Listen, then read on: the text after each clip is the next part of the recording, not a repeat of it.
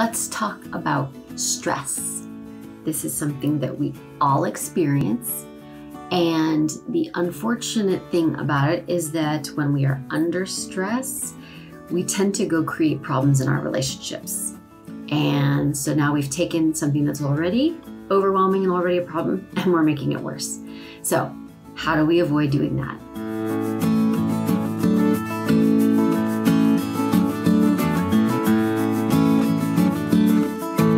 I'm Stacy Rocklein, and I help people create exceptional relationships by using excellent communication. So stress is something we all deal with. Work is stressful sometimes. The world is stressful sometimes.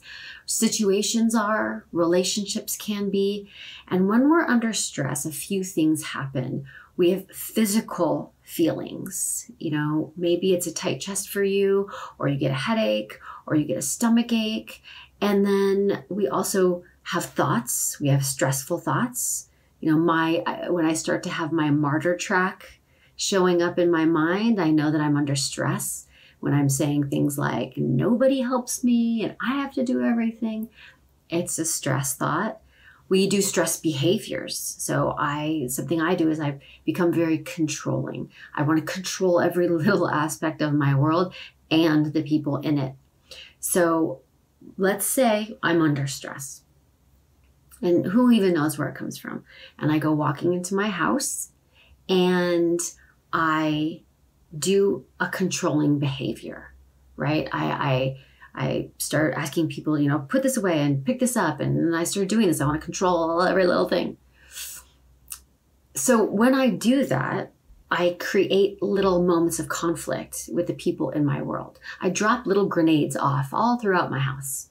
In this relationship, I create conflict because I come in and I do a stressed behavior that affects another person. And now I've created a problem that wouldn't exist if I hadn't walked in stressed out, or if I had noticed that I was stressed. So one of the first things that we need to do is know our particular red flags. What does stress feel like to you? What does it feel like physically? What happens in your head? What are your stressed thoughts? And what are your stressed behaviors? When you start to recognize your own stress red flags, you can turn them into green flags. You can turn them into invitations to pause and manage your stress so that you don't go create those little problems. So the first thing is just knowing them. Like, pick them out, jot them down today so that you know, oh, when my chest feels tight, I'm under stress. I need to notice that as soon as I feel it so that I can make sure that I manage it before I get to the people in my life that I might make trouble with.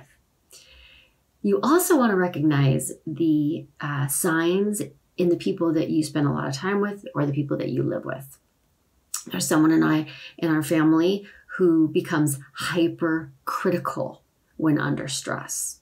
So the way that looks at is that they walk in the house and start criticizing everything. And the result is people feel criticized, they react to the criticism, and then there are all these little conflicts that all happen because of a stressed behavior. But when you know the other person's hypercritical when they're stressed, then when you know the red flag, you've logged it, you're like, okay, this is their red flag. They do a hypercritical behavior and you can keep yourself in a non-reactive state, keep yourself untriggered, and instead of reacting to the behavior and engaging with behavior, you ask yourself, how am I going to help them manage their stress? What kind of support do they need? You know, what questions can I ask them? How can we sidestep the potential issue that could be created and go right to the root, which is the stress? And then all of those other problems don't happen, right?